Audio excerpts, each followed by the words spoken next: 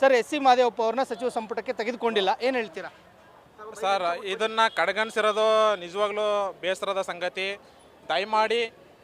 ದಯವಿಟ್ಟು ಮುಂದಿನ ಸಚಿವ ಸಂಪುಟದಲ್ಲಿ ದಯಮಾಡಿ ನಮ್ಮ ಮಹದೇವಪ್ಪ ಸಾಹೇಬರಿಗೆ ದಯಮಾಡಿ ಸಚಿವ ಸ್ಥಾನಗಳನ್ನ ಕೊಡಬೇಕು ಅಂತ ತಮ್ಮಲ್ಲಿ ನಮ್ಮ ಸರ್ಕಾರಕ್ಕೆ ನಾವು ಕೋರಲಿನಿಂದ ನಾವು ಒತ್ತಾಯ ಮಾಡ್ತಾ ಇದ್ದೀವಿ.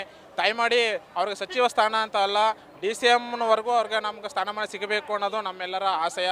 ಹಾಗಾಗಿ ಸುಮಾರು ದಶಕಗಳಿಂದನೂ ನಮ್ಗೆ ದಲಿತ CM ಸಿಗಬೇಕು ಅನ್ನೋ ಒಂದು ಅವಕಾಶದಿಂದ ನಾವು ವಂಚಿತರಾಗ್ತಾ ಇದ್ದೀವಿ. ದಯಮಾಡಿ ನಾವೆಲ್ಲ ಅಸ್ಪೃಶ್ಯರು, ಹಾಗಾಗಿ ಅಸ್ಪೃಶ್ಯರ ಜೊತೆಗೆ ದಯಮಾಡಿ ನಾವು ಅಸ್ಪೃಶ್ಯರಿಗೆ ಅವಕಾಶ ಕೊಡಬೇಕು ಅನ್ನೋದು ತಮ್ಮಲ್ಲಿ ಕಳಕಳಿಯ ಮನವಿ. ದಯವಿಟ್ಟು ಸರ್ಕಾರಕ್ಕೆ ನಾವು ಎಚ್ಚರಿಸ್ತಾ ಇದ್ದೀವಿ. ಮುಂದಿನ ದಿನಗಳಲ್ಲಿ ಉಗ್ರ ಹೋರಾಟ ಮಾಡಬೇಕಾದ್ರೂ ನಾವು ನಾವು ಕೈ ಜೋಡಿಸ್ತಾ ಇದ್ದೀವಿ.